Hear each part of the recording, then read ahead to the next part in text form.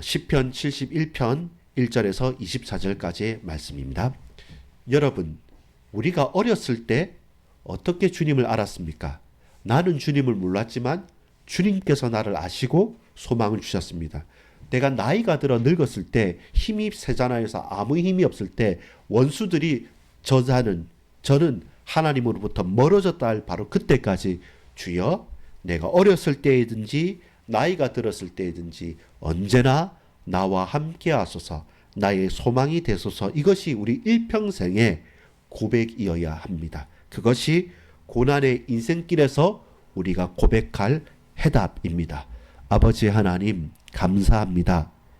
우리가 세상에 기이한 징조가 되고 우리가 인생을 다하여서 가장 놀라운 하나님의 음성을 듣고 그 일의 증인으로 살아갈 수 있도록 저 유년기에서부터 저 노년에 이르기까지 우리 일평생이 하나님을 소망하며 여호와를 노래하며 찬양하며 살아갈 수 있도록 주여 순간순간 시시때때로 나를 붙들어 주소서.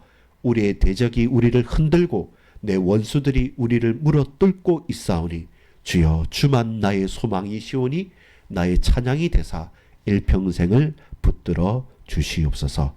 고난의 인생길을 가는 가운데 하나님을 바라며 주님의 말씀을 준행하며 주께서 나와 동행함을 확신케 하옵소서. 구주 예수 그리스도의 이름으로 간절히 기도 올리옵나이다.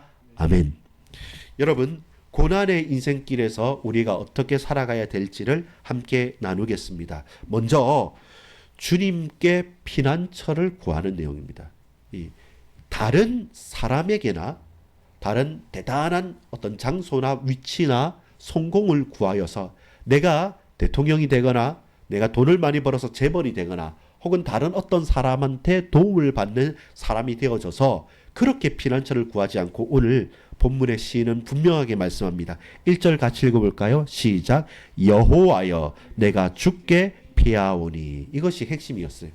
여호와여, 누구의 사장님, 나를 도와줄 어떤 선생님, 그리고 나의 친구여, 이렇게 말하지 않고 여호와여, 여호와여 내가 주께 피하오니. 주께로만 피하오니 내가 영원히 수치를 당하게 하지 마소서. 이 말은 뭡니까? 하나님께 피하지 않으면, 사람을 의지하고 자신의 힘을 의지하면 언젠가는 한계가 있거든요. 그래서 수치를 당할 수밖에 없고, 우리의 경험과 우리의 인생과 수많은 우리의 선배들이 가르쳐 준 것은 하나님을 떠나서 사람을 의지할수록 우리가 예상치 못하고 우리가 생각지 못한 그때 수치를 당하게 되는 것이죠. 그래서 우리의 피난처는 하나님이시고 오로지 하나님께만 나의 피난처가 있다라는 분명한 고백을 합니다. 어느 때요? 고난의 때. 가장 힘겨울 때, 좋을 때는 사람을 구합니다. 좋을 때는 다른 것을 구합니다. 그러나 진짜 인생 가운데 가장 큰 고난과 환난이 다가왔을 때 그 누구도 스스로도 의지할 수 없을 때 우리는 여호와여 내가 주께 피합니다. 주님만 나의 피난처가 되십니다. 그래서 바로 찾아가는 것입니다. 하나님을 찾는 자들입니다. 근데 도움만 구하고 환난 고통 속에서 주눅들어 있는 사람은 아닙니다. 오늘 본문 5절에 보면 신앙을 통해서 확신을 하면서 피하는 겁니다. 왜냐하면 알아요. 뭘 압니까? 이 시인은 지금 노인입니다. 아주 어려서부터 나이가 들어서 노인이 될 때까지 인생을 다 살아온 사람입니다. 인생을 다 살아오고 나서 보니까 아하, 이것은 내가 실수할 수도 있고 사람에게서 배신당할 수도 있고 미약할 수도 있지만 그러나 나의 영원한 피난처는 하나님밖에 없구나라는 것을 몸소 체험했다는 것입니다.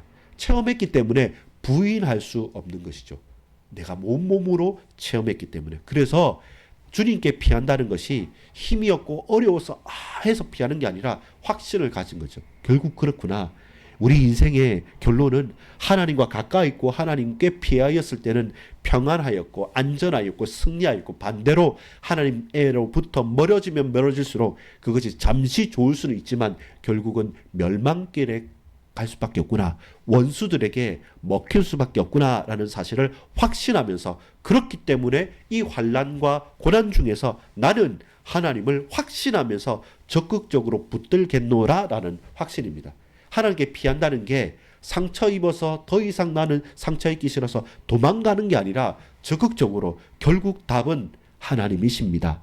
하나님만이 나의 소망이십니다. 라는 것을 인생을 통해서 봤기 때문에 이제는 더 다른 답이 없다는 것을 알고 고백하는 것입니다. 그래서 시편 기자는 노인인 거죠.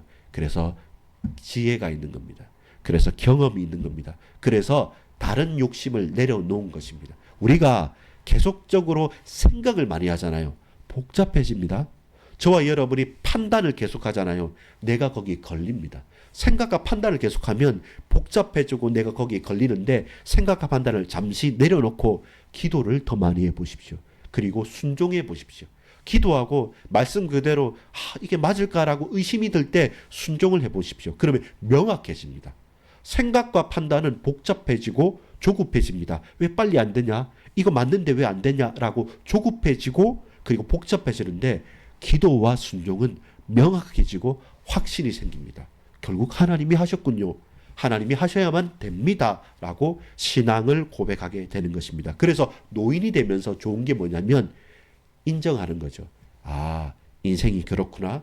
내가 아무리 욕심을 낸들 내 남은 이날 동안 할 수 있는 게 몇 가지 안 남았구나라는 것을 알고 내려놓을 줄 알게 되는 겁니다. 이것은 신앙이 좋아서기보다는 힘과 기력과 시간이 없어짐을 통해서 지혜롭게 되는 거죠. 깨닫게 되는 거죠. 내려놓고 정말로 가장 중요한 것을 붙잡는데 그것은 내가 여호와께로 피합니다. 주님만 나의 피난처가 되소서. 내 인생을 돌이켜봤을 때 주께서 나의 피난처가 되시고 주께서 나의 성산이 되시고 주는 나의 반석이 될 때 나는 하나님의 가장 빛나는 당신의 자녀였습니다. 라는 것을 고백하게 됩니다. 그래서 계속 이 고백할 때 맨 끝마다 1년, 2년, 3년을 끝날 때마다 뭐냐면 찬양이 나옵니다. 아, 내가 어렸을 때 하나님께서 나와 이렇게 함께 하셨군요. 돌이켜보니까 그 시절이 가장 좋았다. 그 시절에 가장 힘겨웠던 그때가 하나님의 은혜가 가장 충만했던 것이다. 라는 것을 알고 찬양으로 한 시절과 시대를 마감하는 거죠. 여러분 왜 이게 중요하냐면요. 이번 주가 추수감사절이잖아요. 제가 큰 핵심이 뭐냐면 감사는 해석이라는 겁니다. 감사는 많이 가져서 상대적인 판단이 아닙니다. 왜냐하면 저 사람이 5개 가졌는데 나는 6개, 7개 가졌어. 이야 내가 감사해 라고 하죠. 근데 그 순간 10개 가진 사람이 딱 나타나서 어흠 하게 하면 나는 감사할 수가 없어요.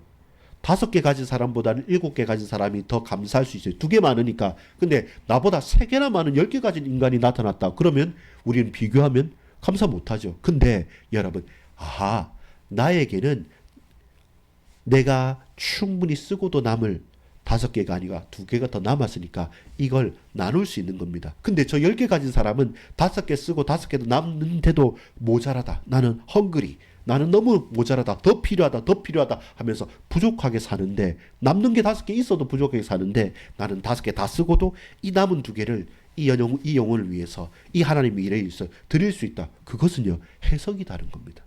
비교가 아니라 상대적인 비교가 아니라 감사는 참된 재해석에서 진정한 감사가 흘러나오는 거죠. 여러분 누가 감사할 수 있는 사람이고 누가 진정한 감사한 사람입니까? 5개, 7개, 10개가 아니라 해석을 제대로 할 수 있는 사람. 그렇다면 오늘 본문의 이 시편 기자는 어떻게 해석합니까? 1절부터 8절까지입니다. 내 유년기의 소망이신 주님을 바랍니다. 내가 어렸을 때 유년기에 나의 소망이 되신 여호와 하나님을 바랐습니다. 뭐라고 말합니까? 1절부터 3절까지 보면 흔들리기 좋잖아요. 기준이 없잖아요. 그리고 연약하잖아요. 근데 그 연약하고 흔들리기 좋은 그 유년기 때 어렸을 때 뭐라고 말하냐면 나의 반석이신 하나님, 나의 요새가 되신 하나님, 나를 붙드시고 나를 든든히 하셨음을 고백합니다.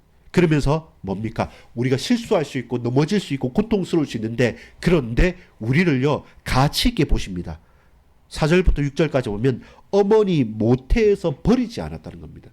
사람들은 우리를 저주받을 인간이다, 태어나지 못하느니만 못했다라고 우리에게 악담을 쏟아붓는데, 근데 하나님께서는 그렇게 환난과 공고 속에 있는 저와 여러분을 반석 위에 세울 것이고 요새 가운데 보호하실 것이고, 저들이 아무리 모욕한다 할지라도, 우리를 수치스럽게 넘어뜨린다 할지라도 하나님께서는 너는 모태에서 없애버린 자가 아니라 버리지 않고 너를 택한 자라는 겁니다.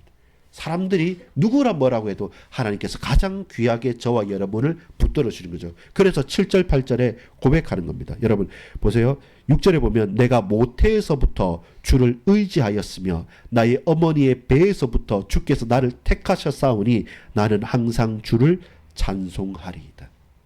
어려서부터, 태에서부터 하나님께서 나를 선택해 주셨기 때문에 저와 여러분은 주님을 찬양할 수 있는 것입니다. 그리고 7절에 보니까 뭐라고 말합니까? 이렇게 말합니다.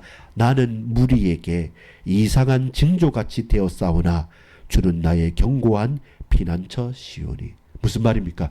나라는 사람이, 나라는 인생을 보면서 사람들이 손가락질하는 거죠. 저 인간 재수 없다. 저 인간 망했다.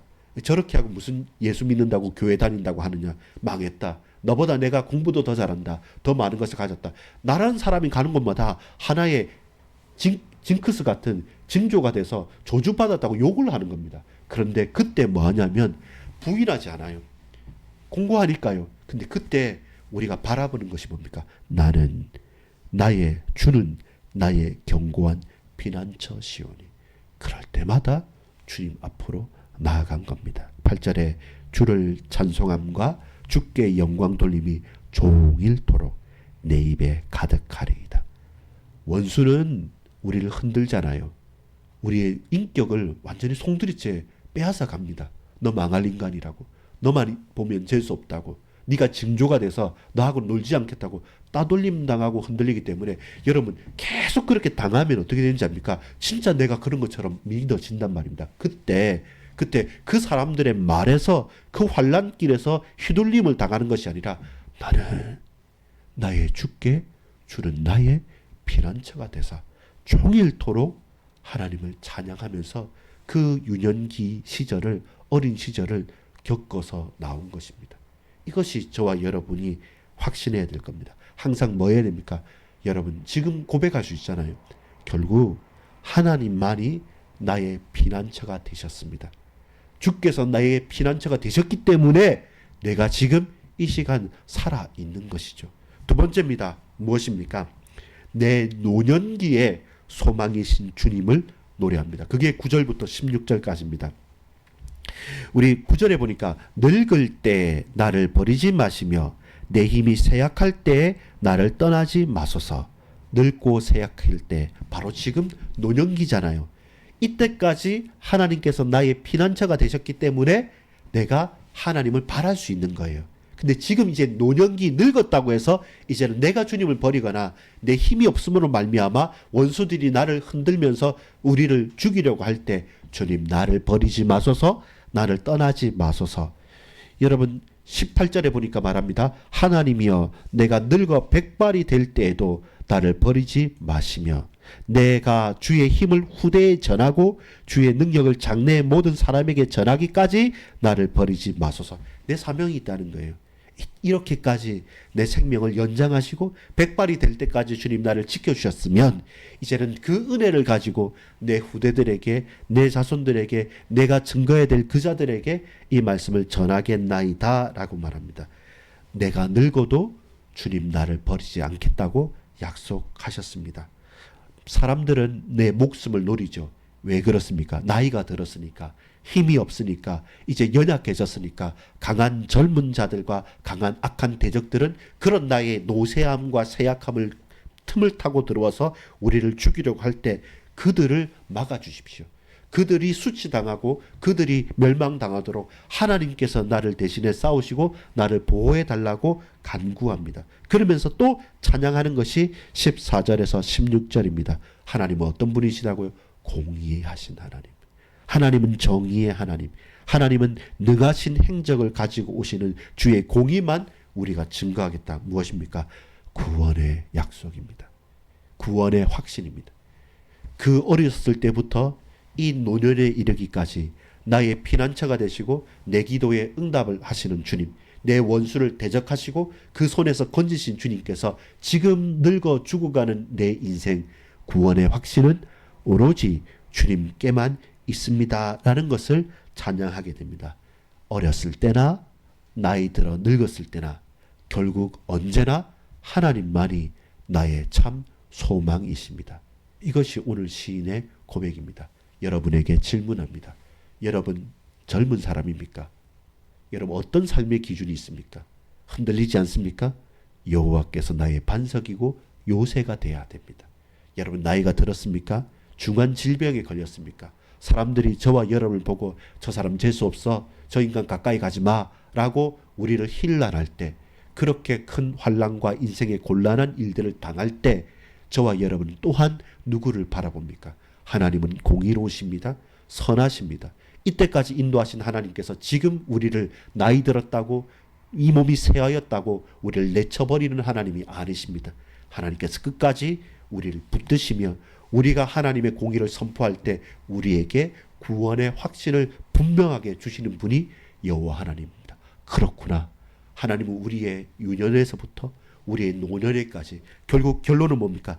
내 평생의 소망이신 주님. 그것이 우리 읽지는 않았지만 19절부터 17절부터 24절 내 평생의 소망이신 주님. 언제입니까? 요람에서부터 저 무덤에까지 끝까지 나를 지키시고 가르치시는 분입니다. 그래서 그 하나님의 음성을 우리가 듣고 그 가르침과 말씀 속에 율법 속에 우리가 빠져 있으면 붙들고 있으면 사는 길인데 늘 우리는 그 평안한 요람에서 그 죽음에까지 우리가 늘 하나님을 떠나버리는 거죠. 그래서 하나님께 붙들림 바 되어지는 사람, 그리고 내가 죽음의 위기 속에 있을 때 끝까지 건지시는 우리 주님, 그리고 우리의 대적들을 하나님께서 멸하시며 결국은 우리의 찬양이 되시는 주님, 그 주님을 어떻게 해요? 읊조리는 것이죠. 결국 답은 뭡니까? 여러분 23절 24절을 같이 한번 읽어보겠습니다. 시작. 내가 주를 찬양할 때에 나의 입술이 기뻐 외치며 주께서 속량하신 내 영혼이 즐거워하리이다. 나의 혀도 종일토록 주의 의를 작은 소리로 읊조리오니 나를 모해하려는 자들이 수치와 무한을 당함이니이다. 우리를 깨려하고요, 우리를 모해하는 거죠. 억울한 누명을 씌우면서 막 죽이려고 달라드는 수많은 대적들이 있습니다. 그들 앞에 섰을 때 우리가 할 수 있는 건 뭡니까? 하나님을 찬양하면서 작은 소리로 읊조리는 것이죠. 주님, 살아계신 주님, 나와 함께 해주십시오.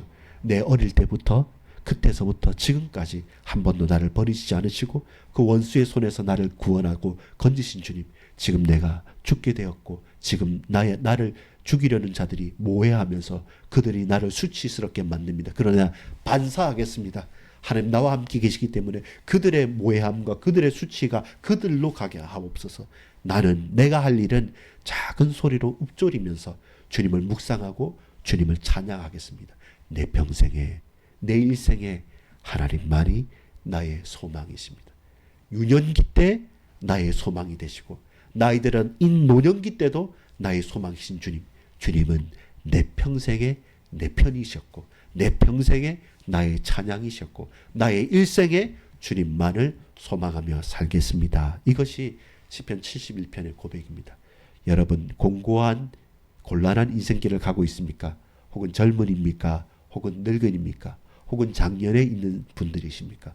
어떤 책임이 있습니까? 어떤 부담이 있습니까? 뭐가 있습니까? 그때마다 우리가 고백해야 될 것은 결국 주께로 돌아가는 것입니다.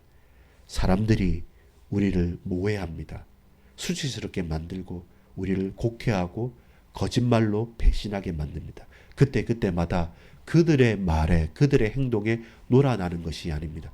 나는 1절에 말하죠. 여호와여 내가 주께 피하오니 주는 나의 피난처십니다. 주는 나의 반석이십니다. 주는 나에게 산성이십니다. 내가 주만을 바라봅니다. 주님만을 노래합니다. 주의 기이한 일을 전파합니다. 사람들은 나를 이상한 징조라고 재수 없다고 말하겠지만 그러나 그때마다 나는 주께 피합니다. 그것이 평생 주님을 따라서 주님과 동행했던 오늘 시편 71편의 기자의 고백입니다. 이 71편을 누가 말씀하신지 압니까? 오늘 7절에 보면 나는 무리에게 이상한 징조같이 되었사오나 주는 나의 견고한 피난처시오니, 이게 예수님이 십자가신 고난을 할 때 시편 71편을 인용합니다. 인생의 고난 다 있습니다. 근데 사람들에게 징조가 되는 겁니다. 지금 당했던 이 고난이 예수님에게 증표가 되는 겁니다. 예수님께서 십자가 당하시고 고난 당하실 때 그런 고난 당하지 마십시오라고 할 때 이 시편을 인용하면서 징조가 될 것이다. 내가 고난 당하는 것이 너희에게 증거가 되는 것이죠. 여러분, 오늘 시편 이 기자가 말하는 것처럼 이상한 징조일 수 있습니다. 왜 메시아가 고난 당합니까? 왜 십자가 지십니까? 여러분, 우리가 왜 망하고 왜 흔들립니까? 사람들이 볼 때는 도저히 이해도 안 되고 나도 이해가 안 됩니다. 근데 그게 징조입니다. 그것을 통해서 하나님을 바라고 그것을 통해서 주님의 의로우심이 드러나게 될 것입니다. 누군가에게 저와 여러분 징조입니다. 우리의 실수나 우리의 연약함이 누군가에는 징조가 될 수 있습니다. 근데 그 징조가 무엇입니까? 정말로 망하는 징조입니까? 아니면 고난 가운데서도 하나님께서 우리를 붙드셔서 결국 승리하게 만드는 증인의 징조가 됩니까? 여러분, 어느 편에 서시겠습니까? 누군들 모든 사람들은 저와 여러분을 보고 있습니다. 그들 앞에 믿음의 증인이 되십시오. 나는 믿음의 징조다. 너희들은 아무리 나를 헛들른다 할지라도 비난한다 할지라도 주께서 나의 피난처이시기 때문에 나로 말미암아 나를 통해서 하나님께서 커다란 은혜를, 말할 수 없는 막대한 은혜를 우리에게 건져내실 것이다. 모태신앙인 분도 계시죠. 어려서부터 우리 친구들. 그러면 하나님이 피난처이심을 느끼십니까? 그 신앙이 저 노년에까지 끊이지 않고 지속되어져서 결국 인생의 마지막에 나는 기이한 일을 선포하는 증인으로서는 저와 여러분 되기를 소망합니다. 백발이 된다 할지라도 끝까지 주님을 찬양하고 찬양할 수밖에 없는 증거를 발견하는 고난의 인생길에서도 일평생이 찬양이며 감사로 해석이 새로워지는 은혜 있기를 소망합니다. 같이 한번 기도합시다. 하나님, 오늘 고난의 길을 걸어갔습니다. 내가 어려서부터 이때까지 내 노년과 장년의 시기인 때까지 수많은 사람들은 나를 이상한 징조라고 말합니다. 이렇게 저렇게 헐뜯기도 합니다.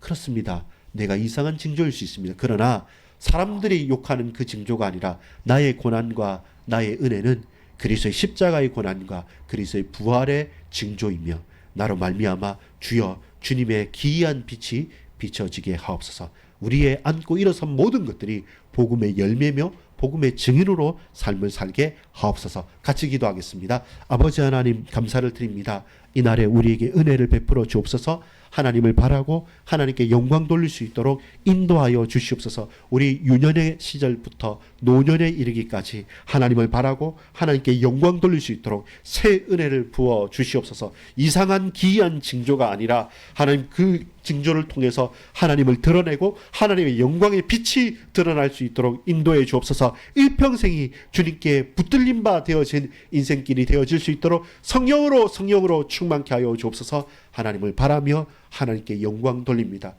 유년기 때, 노년기 때 우리의 일평생이 여호와 하나님을 찬양하는, 주님을 찬양하고 소망하는 하나님의 백성들 다 되어질 수 있도록 우리 모든 반석교회 권속들 그 하는 일들과 사건들 모든 것들 통하여서 감사가 재해석되어지는 은혜의 사람들, 감사의 사람들, 참된 열매 맺는 주의 제자들 되어질 수 있도록 축복해 주옵소서. 믿고 감사드립니다. 구주 예수 그리스도 이름으로 간절히 기도 올리옵나이다. 아멘.